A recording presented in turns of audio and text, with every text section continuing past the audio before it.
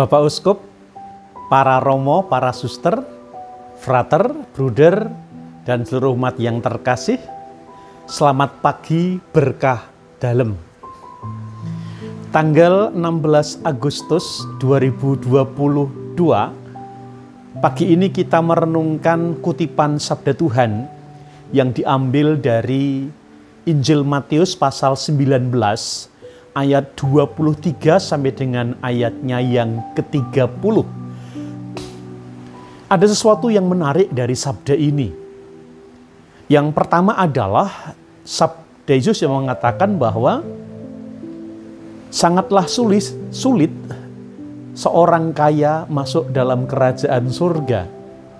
Dan dikatakan lebih mudah seekor unta masuk ke lubang jarum. Pertanyaannya adalah, betulkah ini kata-kata Tuhan? Dan bagaimana mesti mengerti sabda ini? Yang kedua, para murid itu berkata kepada Tuhan, jika demikian siapakah yang bisa melakukan atau mendapatkan keselamatan? Dan Tuhan mengatakan bagi manusia tidak mungkin, tetapi bagi Allah segala sesuatu menjadi mungkin. Mari kita renungkan dua ayat emas, yang ayat pokok yang menjadi inti sabda di pagi ini. Mengapa Tuhan berkata dengan kata-kata yang agak sinis terhadap orang kaya? Mengatakan bahwa sungguh sukar seorang kaya masuk dalam kerajaan surga.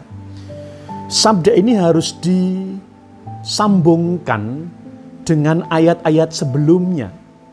Karena masih ada dalam satu kesatuan perikop yang diberi judul Orang Muda yang Kaya. Apa ceritanya? Orang muda ini datang kepada Tuhan yang bertanya bagaimana supaya dapat memiliki hidup yang kekal. Dan Tuhan mengatakan apa yang tertulis di dalam kitab suci. Dan dia menyebutkan dengan cepat kilat karena memang dia sungguh hafal isi hukum Taurat itu. Lalu lakukanlah itu. Dan orang muda mengatakan semua sudah kulakukan. Tuhan mengatakan kemudian satu hal yang belum kau lakukan adalah pulanglah ke rumahmu, jualah harta milikmu, bagikanlah kepada orang-orang miskin. Dan si orang muda yang kaya itu kemudian pulang dengan hati yang sedih. Disimpulkan sang pemuda ini tidak mau menjual hartanya karena hartanya sangat banyak.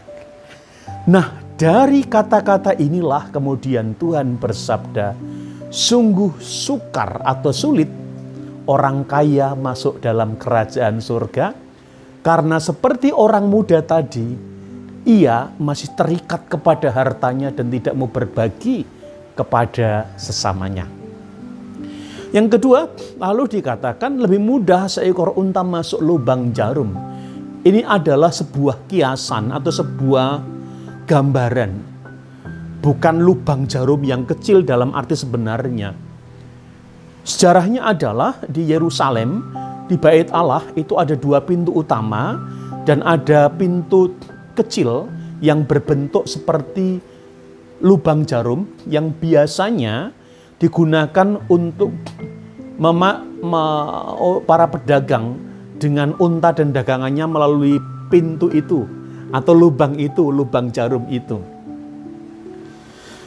Nah, biasanya unta dengan banyak barang dan banyak, dia harus berhenti dahulu dan kemudian sang pemilik akan memasukkan unta, menurunkan barang-barangnya dan kemudian bisa melewatinya. Itulah yang disebut lubang jarum. Sekali lagi mau dikatakan bahwa jikalau kita masih tetap menjadikan harta sebagai sesuatu yang menjadi utama dalam hidup dan seakan-akan itu menjadi paling utama, kita akan menjadi susah dan sulit untuk memikirkan yang lebih abadi, yaitu kehidupan kekal. Apalagi kalau kita menggunakan barang milik harta itu demi kepentingan sendiri dan tidak pernah mau melihat sesama yang menderita.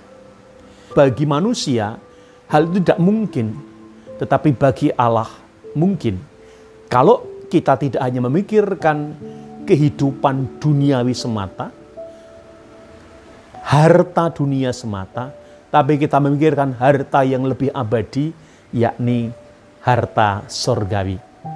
Ketika kita mau menggunakan anugerah harta kita untuk ikut membantu sesama yang menderita, dan kita akan mendapatkan harta mulia karena keutamaan kita, karena kebaikan kita. Semoga sabda ini memacu kita semua untuk memikirkan yang lebih utama, bukan sekedar harta dunia yang sifatnya sementara. Saya Romo Stefanus Toroharjo mengucapkan selamat menapaki hari ini. Semoga berkat Tuhan melimpah kepada kita di hari ini. Berkah dalam.